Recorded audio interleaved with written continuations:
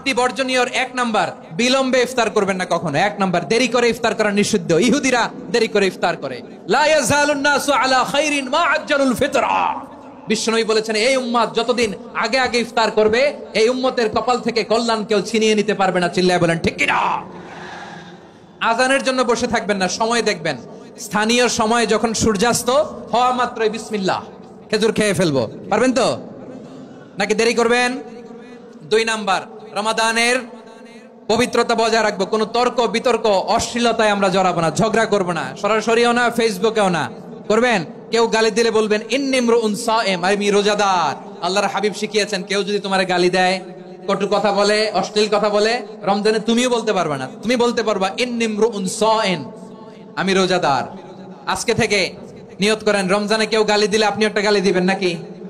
কি বলবেন? রোজাদার, রমজানের পবিত্রতা আমি ভঙ্গ করতে পারবো না। অশ্লীল নাটক সিনেমা আমরা দেখবো না।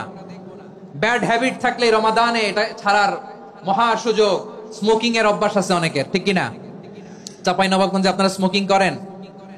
ইয়াদা কাওলা যুরি ওয়াল আমালা বিহি ফালাইসা লিল্লাহি হাজাতুন ফি আইয়াদা তাআমাহু ওয়া শারাবা। যে রমজানে মিথ্যা কথা, মিথ্যা কাজ, মিথ্যা সাক্ষী ছাড়তে পারে নাই, তার না খেয়ে থাকা, উপবাস থাকা দিয়ে আল্লাহর কিছু যায় আসে না। এজন্য মিথ্যার সাথে আমাদের কোনো সম্পর্ক আছে? মিথ্যা বলবো না। 4 নাম্বার, অপচয় করব না। ইন্নাল মুবাযযিরিনা কানু ইখওয়ানাশ শায়াতিন ওয়া কানা শাইতানু লিরাব্বিহি কাফুরা। অপচয়কারী শয়তানের ভাই। আচ্ছা, যে শয়তানের ভাই ও নিজেও আরেকটা কি? শয়তান। যে শয়তানের ভাই ও নিজেও আরেকটা কি? অপচয় করব না। ইফতারি করতে যে আমরা অনেকে অপচয় করি, এগুলো করবেন আপনারা না। অপচয় করব না। 5 নাম্বারে, রিয়া, লোক দেখানো ইবাদত আমরা করব না। লোক দেখানোর জন্য নামাজ, রোজা, জিকির, তেলাওয়াত, দান সদকা এগুলো করলে আল্লাহর দরবারে এগুলো কবুল হবে? বিশ্বনবী বলেন, দাজ্জালের ফিতনার চেয়ে একটা বড় ফিতনার ভয় আমি করি। সেটা কি? আর রিয়া, শো অফ মেন্টালিটি, লোক দেখানো মানসিকতা। এটা থেকে আমরা বিরত থাকবো ইনশাআল্লাহ। 6 নাম্বার, অনেক গুরুত্বপূর্ণ। ব্যবসায়ী ভাইয়েরা, ব্যবসা করেন কারা কারা? হাত তুলে দেখান তো আমারে।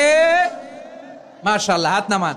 ব্যবসায়ী ভাইয়েরা, অনেক অসাধু ব্যবসায়ী আছে, রমজান আসলে নিত্য প্রয়োজনীয় পণ্যের মূল্য বৃদ্ধি করে দেয়।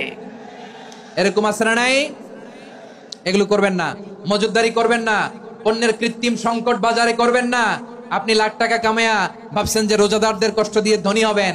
এমন রোগ আল্লাহ আপনারে দিবে, কোটি টাকা দিয়েও আপনি হাসপাতালের বিল পরিশোধ করার ক্ষমতা আপনার হবে না। খবরদার। আর শেষ বয়সে দেখবেন কি কষ্ট আপনার হয়। আপনি রোজাদারদের কষ্ট দিচ্ছেন, আল্লাহ আপনার সুখে রাখবে? আল্লাহর দোহাই লাগে, আমার ব্যবসায়ী ভাইরা এটা করবেন না। আরব বিশ্বে আমরা দেখেছি, আরব বিশ্বের ব্যবসা